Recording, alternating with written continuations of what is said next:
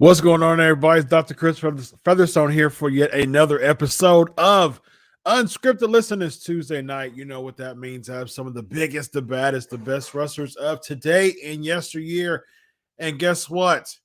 This night is no different. Listen, I was a huge Mortal Kombat fan back in the early 90s, okay? And my favorite character, you guessed it, Sub-Zero, okay?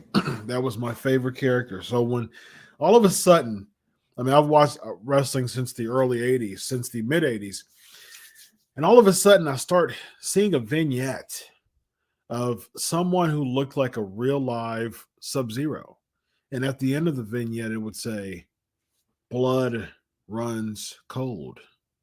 And all of a sudden, this person came out and he had he had snow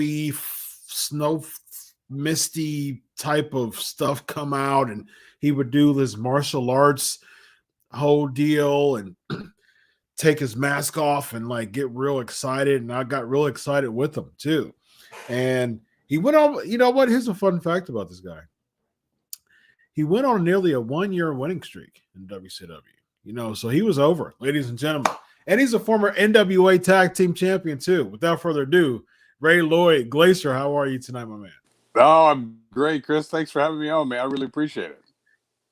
Oh, my pleasure, man. It's great to have you on, man.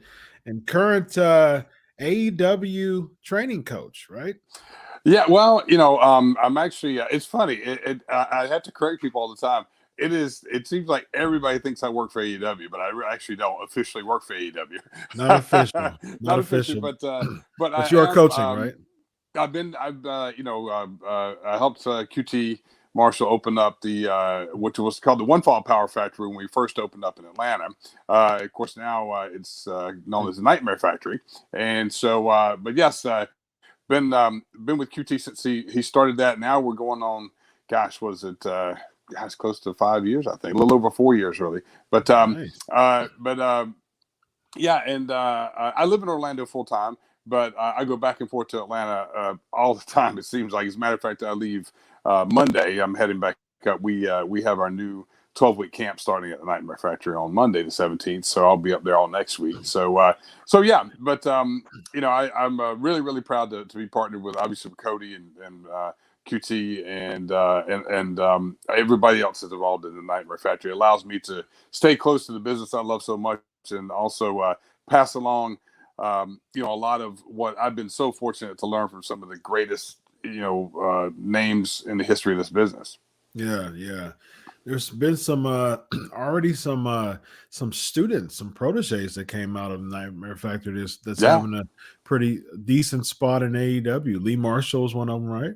Yes, yeah, and Lee is just an incredible young man. He really is, and every time I love it when he stops by because but like most of the roster, they usually try to pop in usually on Mondays, maybe Tuesday, but usually they're traveling by Tuesday and then they do TV on Wednesday. But I always love when I see Lee. He's one of the people that it gives me hope for the future of the wrestling business. Nice. And he's just a class act. He's a class act, and he's what I love to see in the wrestling business is someone who truly does got a great work ethic, got a great attitude, presents himself very well to the wrestling world, and I think he's just getting his footing. I mean, I think the best is yet to come him for the next few years here. Yeah, I agree. I think Lee Johnson is definitely definitely someone on the radar of a future star in AEW. Tons of potential here. I like how he was teaming with Dustin for a little while.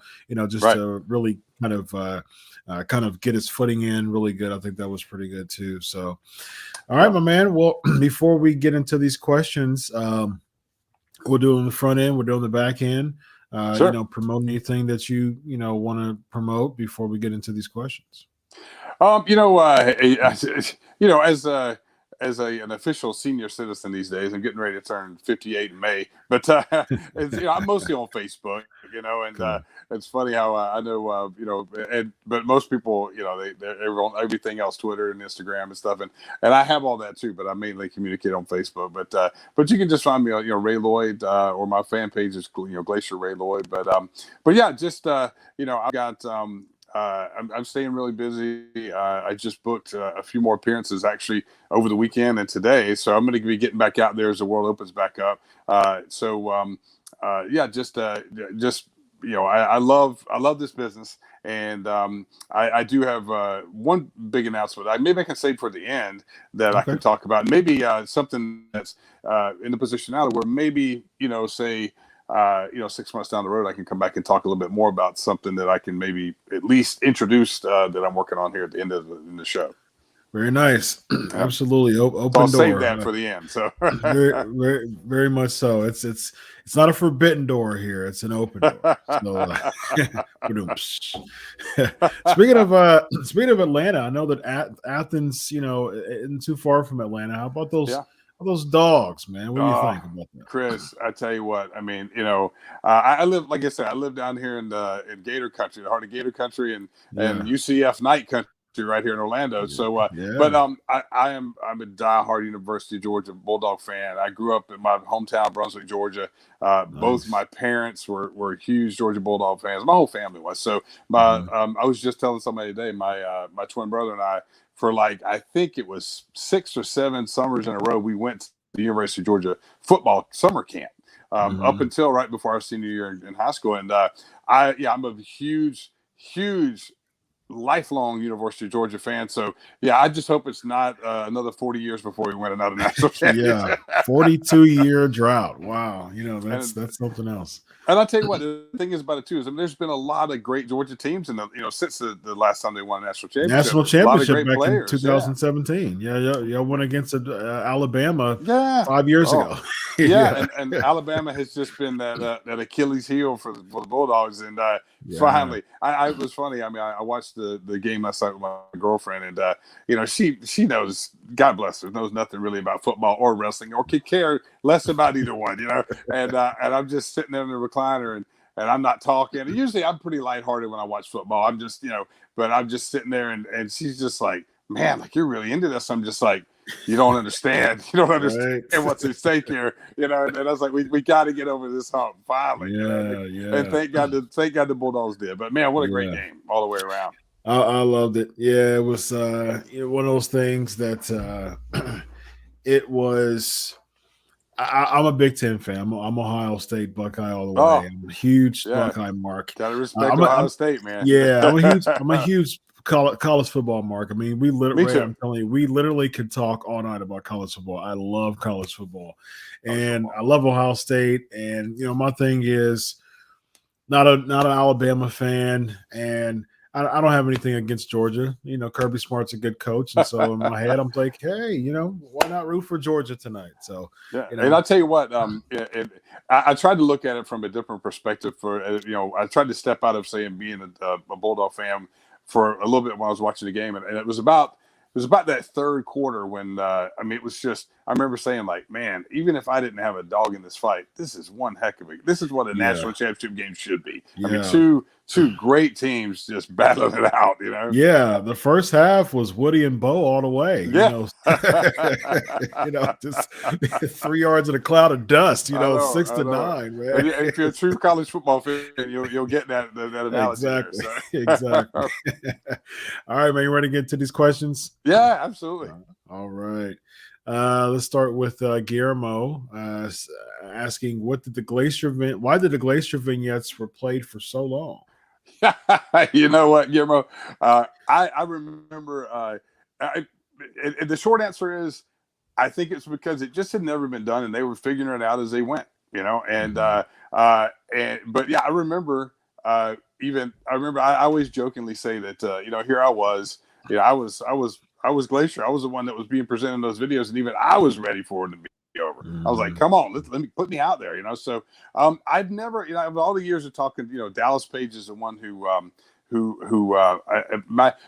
really big on quotes, and I've been very fortunate to have a lot of great coaches and mentors in my life. And my all-time number one favorite quote that I got from my college athletic trainer is, it's not what you know, it's not who you know, it's who's willing to say they know you, who's willing to put their name and reputation out there to give you a leg up, an opportunity. And Diamond Dallas Page did that for me.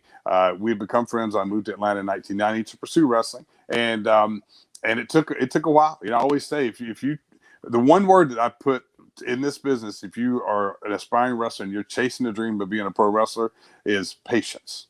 It's just one, because yes, every now and then, someone gets that fast track. It's going to happen. But for the masses, most people, it's going to take a while, and honestly, it should take a while, because it takes a while to really grasp this stuff. I mean, it's a lot to learn. And but anyway, So as the vignettes kept coming out and playing, I was chomping at the bits to get out. So, and after all these years, I've never really gotten an answer from Eric or anybody as to why we went so long with it. I still to this day don't have a definitive answer for you. Yeah, I was wondering when as a real-time fan at that time.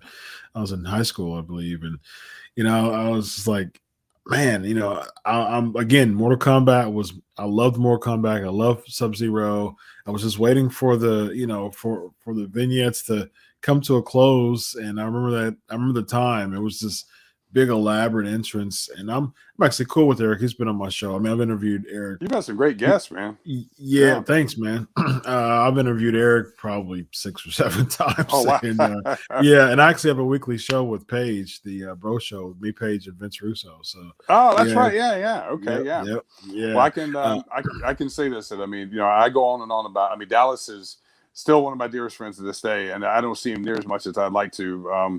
But I owe an awful lot to Dallas, and I reference Dallas a lot when I'm training at the Nightmare Factory, when I go out and do seminars, whenever I talk to any aspiring wrestlers, because I learned an awful lot from Dallas, and he's got a great story, but he's also he's constantly striving to get better. Even in his 60s at this point now, he totally rebranded himself, and after wrestling, obviously, with DDP Yoga, and he's still he's got his hands in 100 different things. He's always he's like that guy at the circus spinning 15 different plates. Yeah,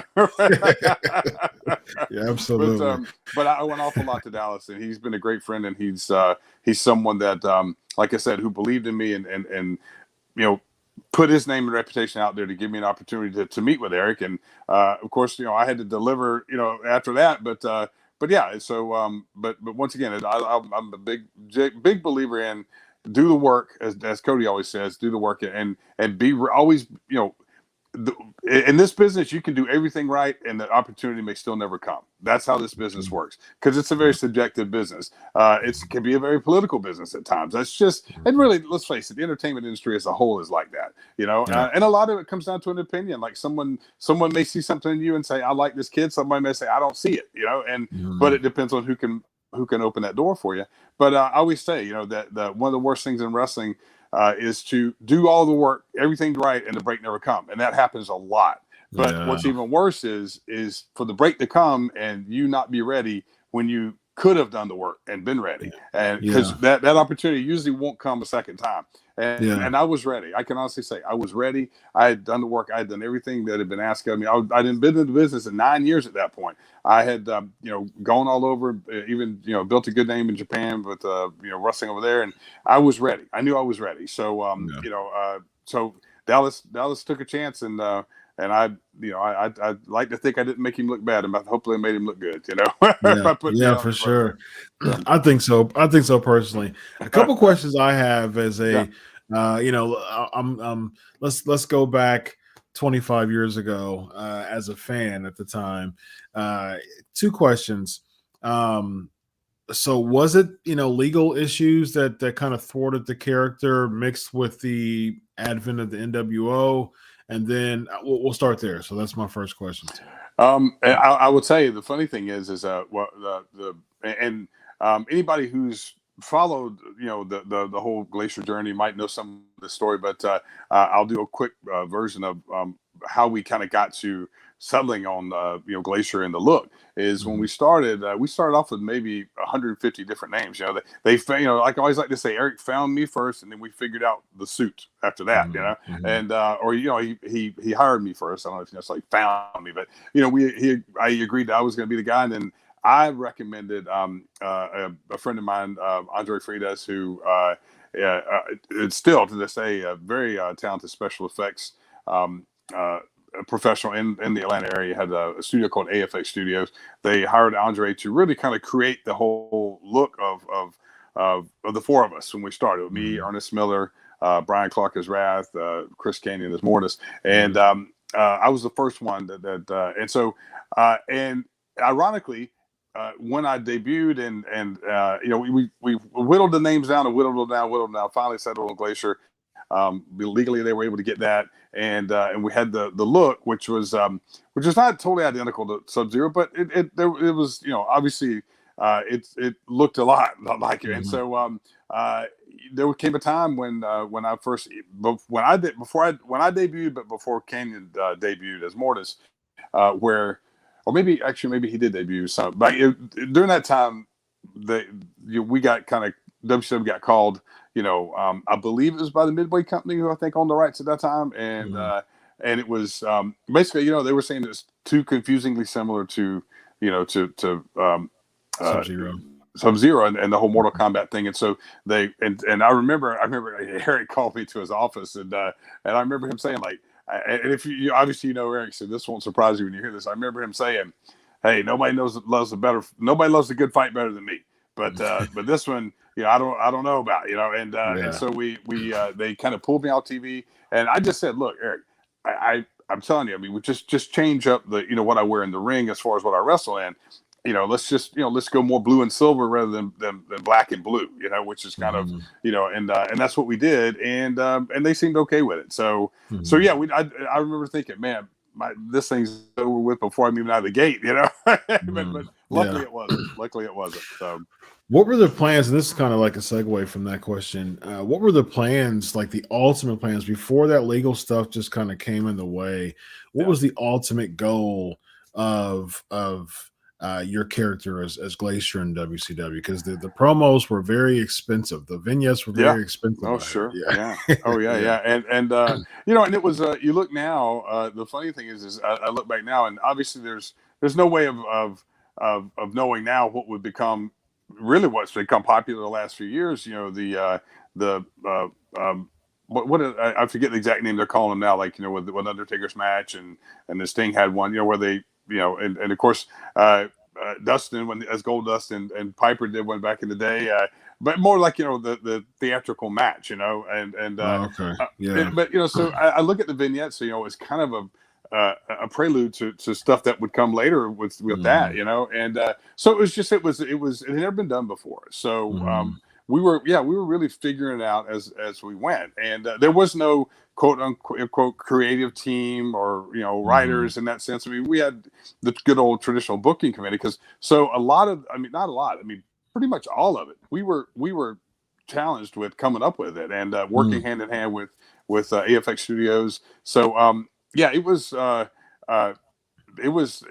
man, it was a challenge, and you can imagine the pressure. All I wanted to do was wrestle, and all of a sudden, boom, I'm thrown into this, and I was a traditional boots and trunks guy, and and I tell the story of when I was wrestling in Japan, I got to know and become pretty good friends, which I say very humbly, with Lou Thesz. And anybody that's followed wrestling should know who Lou Thesz is. I always call Lou's the Babe Ruth of our business, and so I really obviously I looked to him to for advice like anybody would, and so I remember when this all started to come together, I talked to him several times, and I was like, Lou, this is what you want me to do, like I said, wear armor and a mask and all this stuff, and I didn't know. Obviously I was like, okay, I'm all in now, but I just didn't know how it was going to go. I didn't know if I could pull it off. I didn't know how I really felt about it, and I just remember Lou saying to me, he said, Ray,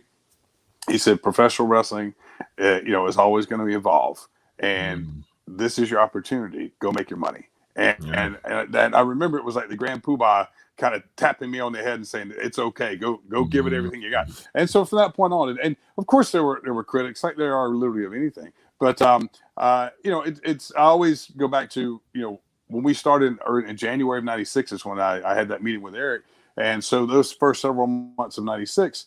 Everything was, off and running, and everything was moving great. And then, I forget exactly what month it was I ended up debuting. I think it was not till the late summer, early fall. But around this whole time, this National Hall were jumping, ship, and then all of a sudden the early beginnings of what would be known as the NWO, which and at that point everything in WCW took a backseat to that, and so, but I always go back to the one thing that I want to say, Chris, just before I forget to say this, is, overall, I don't think anybody's career goes exactly the way you kind of maybe plan it out to go. But I am very, very thankful that I got the opportunity to be Glacier. I'm so proud that after 25 years, I'm the guy who still gets to say I had that entrance. I had that stuff way before anybody else. To be the pioneer of what the modern day entrances look like now. Is something that it's a badge of honor I wear very proudly, and I'm very, very proud to be Glacier, and I know just from being all over the world and meeting fans all over the world, there's a lot of people that really enjoyed the Glacier gimmick, and hopefully still continue to. I think it's kind of become kind of a nostalgic type thing for me. Especially like these last 10 years or so. Thank God I look somewhat like I did, still from when I was on TV back in the day. And I don't have I got a little less hair, but they still have most of my hair. And, as long as they, I can still color it and cover up the gray, There you go. but just before we, get to the two more questions, I do want to say that I'm very, very proud to have been Glacier and that Eric believed enough in me to give me that spot. And it's been a great thrill ride for me. It really has. And I always say to anybody who's an aspiring wrestler, because I'm sure you have a lot to listen to your show, is you, especially with social media the way it is, you're always going to have people who criticize you. Even to this day, when there'll probably be people that criticize me for being on your show and talking about Glacier, but it's part of the deal. If you want to do it any profession in the public eye, you're going to have to deal with the bad as well as the good, and I always tell all of our trainees, the one thing you have to try to get past is that you can have 1,000 people praise you, but that one person who says that whatever negative, that's what keeps you up at night. You just can't let it eat at you too much. It's interesting. I agree with that 100%.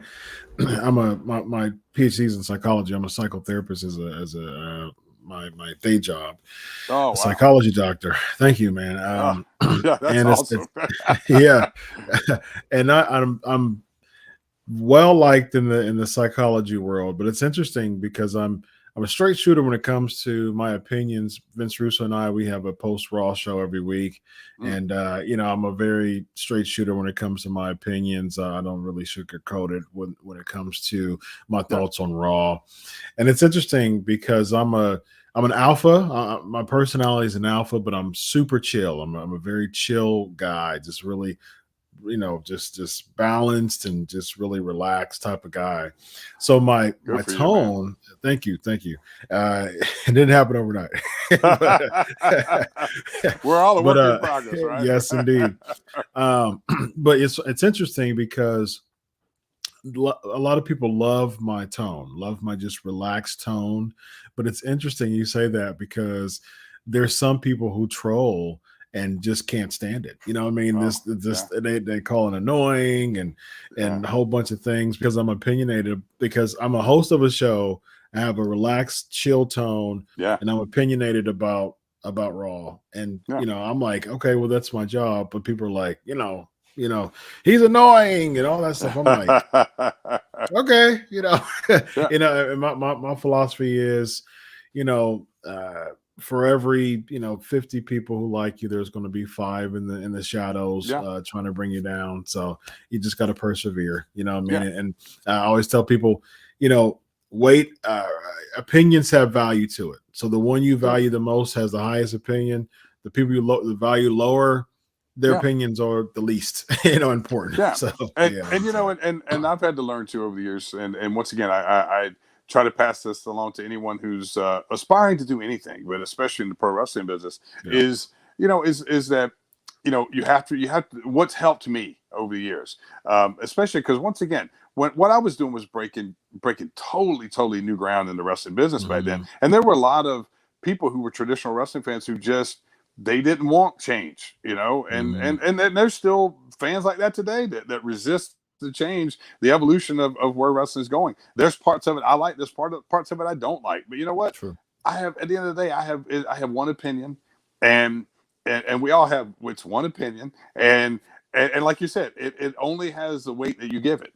That's it. Yeah. And I always tell one thing I always stress our trainees and any like I said, anybody who's aspiring to do anything in the public eye is, Mhm. is a lot of times is like my mom used to always say when she would tell me like that when you get really mad about something with somebody, this was pre-internet days, it was like write it down, put it in the drawer, come back 3 days later, and if you still feel like you need to say that, then okay, Mhm. say it. But Yep. most of the time, you probably will have to think a little differently. And I always say, just as far as social media, a lot of times, as Dallas always says, just breathe and don't respond. Yeah, for sure. And Yeah. because once you open up that can of worms, there's no telling where Yeah. it's gonna go. And people thrive off of that too. You know what I Oh my mean? gosh, yeah. I say opinions are like farts. We all Yeah. have them, and oftentimes they stink. So Right, exactly, exactly. all right, let's do a few minute lightning round Yeah, with yeah. more questions here. Prete's asking, what was your experience appearing in AEW like, and what was the atmosphere like backstage? I tell you what. One, it was great. It was, I think I think any company that comes along and gives more opportunity to people that are chasing the dream of pro wrestling, I'm all for. And Mm, AEW, obviously, I'm very close to a lot of the people in AEW.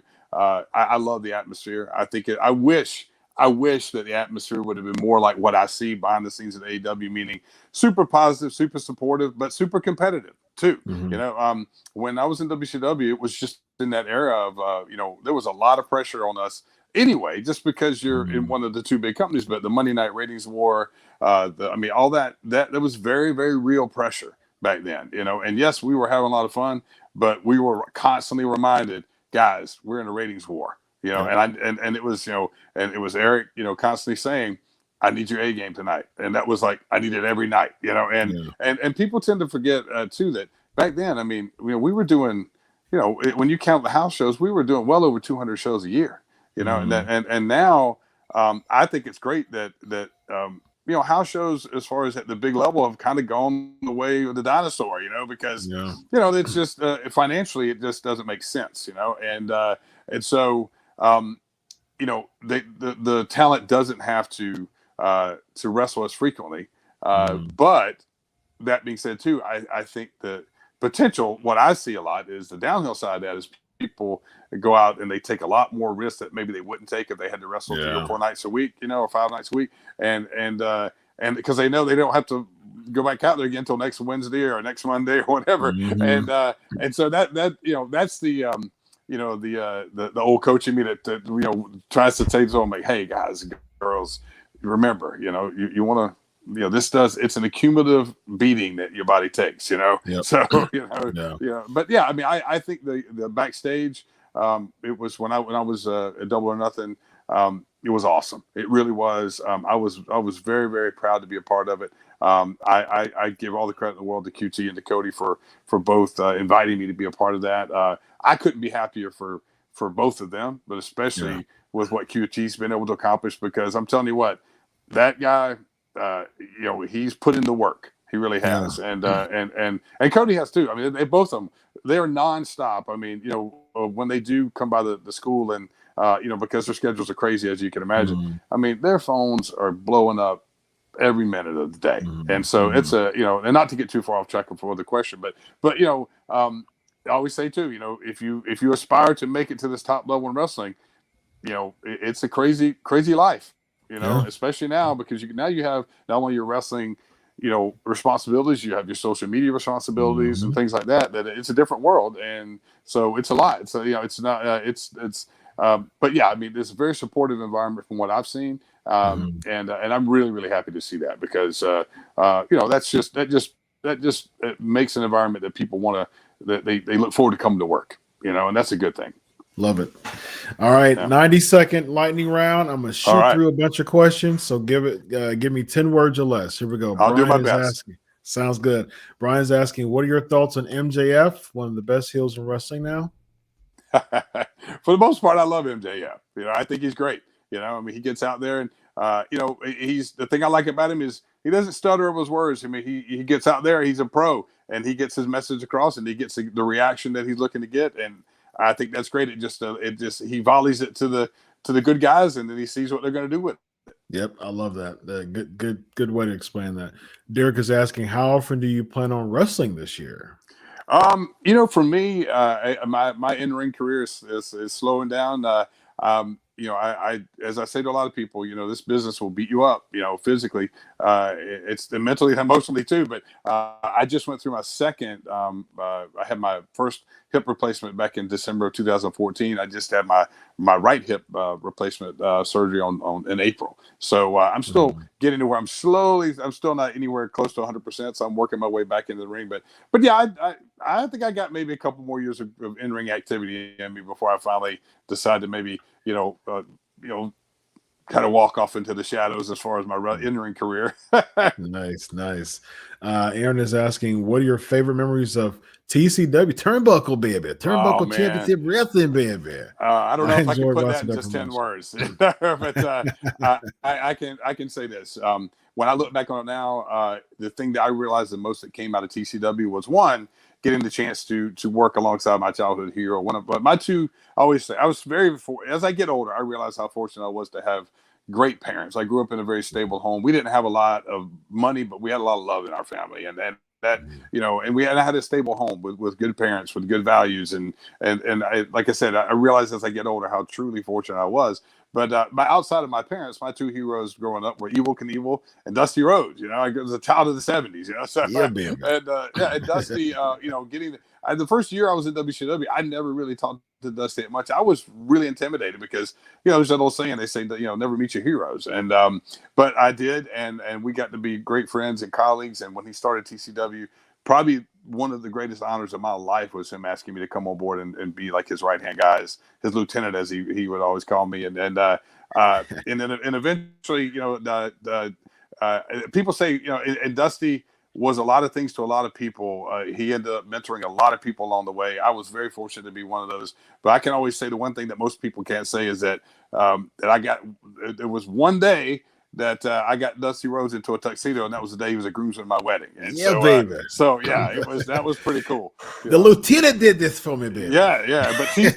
But my point is to make about TCW was I didn't realize it until years later. And like I said, one of my best buddies in the world, Luther Biggs, we talk about this all the time. Is that having that transition from TCW into TCW right after WCW was great because I got a chance to still wrestle around a lot of big stars because I was working alongside Dusty. But even though obviously he had an independent company out of Marietta, Georgia, but I look back now and I say, man, God, if that wouldn't have been there, things might have just come to an abrupt halt for me. I did have an offer from WWE back in the day. It was a modest offer, and I because of Dusty and Turnbuckle, and I was getting ready to get married, and I kind of wanted to kind of be not on the road full time. I decided not to go with that offer, but I've never regretted my decision there because I got a chance to work hand in hand with Dusty for several years, and that was priceless. Absolutely. Last question, and you just made a headline there, Glacier. Former WCW star rejects WWE offer. Oh yeah, don't put that out there. I don't want them to think. It's coming. No. Well, and I would just say real briefly, at the time I was dealing with, I was corresponding with Kevin Kelly, and Kevin and I have become friends since then. I had a chance to talk about this, but they made me a modest offer. They wanted me to do a state trooper character because both my parents had great careers with the Georgia State Patrol. My dad had a very storied career, and they thought it would be a good idea. And it was just one of those things that was a little too close to home for me. I didn't really want to. I don't mean this bad against anybody, but I didn't want to trust that legacy to the wrestling business. I wanted to leave that. I wanted to leave that alone, because that was very near and dear and personal to me, and I felt like that was a little too personal to bring into the wrestling business because. It just meant an awful lot to me, and so. But once again, I had, it was. I was after all those years with WCW. I was, as Dusty would say, I was pretty road weary. So, it was like I said, it was a modest offer because they didn't have to make great offers because they were the only show in town after they bought us out. And it was one that I was very appreciative and that even be considered because a lot of guys weren't even in conversations with them. But at the end of the day, I ended up going back to teaching high school because one of my other best friends was the head of the PE department at Lassiter High School, where Cody was going to school at the time. And so I went back to teaching school and working with Dusty with TCW, helped build TCW. And like I said, I was engaged and would be getting married during that time. And it was the right decision for me to come off the road. And I've never regretted it. Never. Nice. All right. Last question real quick from Lone Rebel. Glacier, was there a wrestler in WCW that you wanted to face but never did? Well, I think, anybody was come through that era. I mean, everybody would have loved to have had a match with Flair. I would have loved to have had a match with Flair, obviously. I would have loved to have either had a match with Sting or Steamboat or even tagged with them. That would have been something pretty cool, But other than that, I mean, I got a chance to work with just about everybody I really wanted to work with, so as I always say, I'm just a kid from a small town in South Georgia, man, who got to live a dream, and I'm still living it, so, nice. So I'm very thankful. Absolutely. Well, it's funny. I've interviewed over 300 wrestlers, and I enjoy interviews that just doesn't drag. They just don't drag and just make it seem like it's just been, 10 minutes when it's been 40 almost. So thank you, Ray. I appreciate I appreciate you making my job much easier. So Chris, thank you.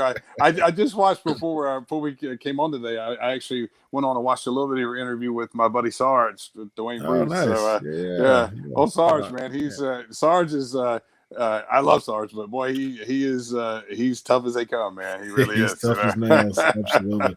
Well, let the listeners know some social media and where to find you before we close up. Yeah, and this is something I really would love to come back and talk to you about maybe a few months down the road. We have, and I'll try to give the quick pitch here. A few years ago, right before the pandemic, really, I was able, along with my buddy Luther Biggs and a couple other my friends who were producers on this, we decided to try to set out to make a goal to make a feature film. It was an action adventure / sci-fi film that was basically the Magnificent Seven meets They Live. if you can imagine, and basically there's never been a movie out there where there was an ensemble cast of pro wrestlers, legendary pro wrestlers. We finally were able to bring everybody together to do that. We got 3 Hall of Famers in this film, and we're in post-production now. Of course, with the pandemic, we everything kind of shut down, and we had to kind of fire things back up, and we're in post-production now, hoping to maybe get this movie out here by let's say sometime this spring. But it's called The Unbreakable Bunch, and it is a very it's funny when you sent me a correspondence right before we went live about keeping all of our language family friendly. We set out to make a movie that was a very family friendly film with literally no profanity in it, Nice. no gross jokes, none of that stuff. And I feel 100% that we succeeded. And as well as I do, Chris, you're a fan of wrestling. I'm a fan of wrestling. I'm a lifelong fan. There's never been a movie out there, if you think about it, that really paints professional wrestling and professional wrestling fans in a really positive light. In a positive light, yeah. And this movie really does. And and it's something we are so proud of.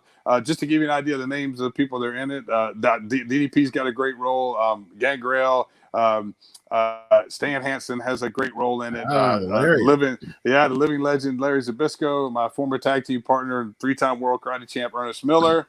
Nice. And you can see, I'll give you the website here. The list goes on and on, but it is like I said, it's like the Magnificent Seven or modern day Expendables meets They Live. It's an action adventure film with a sci-fi twist to it. A really fun movie of pro wrestlers versus aliens, if you want to break it down. So it's a really fun movie with a lot of great wrestling, a lot of great action, and just a really fun film that I think people are really going to enjoy watching. And when our editor that we hired to work on the film teaches editing at Full Sail University, and I remember him calling me up and saying, "Wow, like this really is as he put it, a good old Saturday night beer and pizza movie." And I said, "Well, good. That's kind of what we're going for, There you go. And, but something the whole family can enjoy.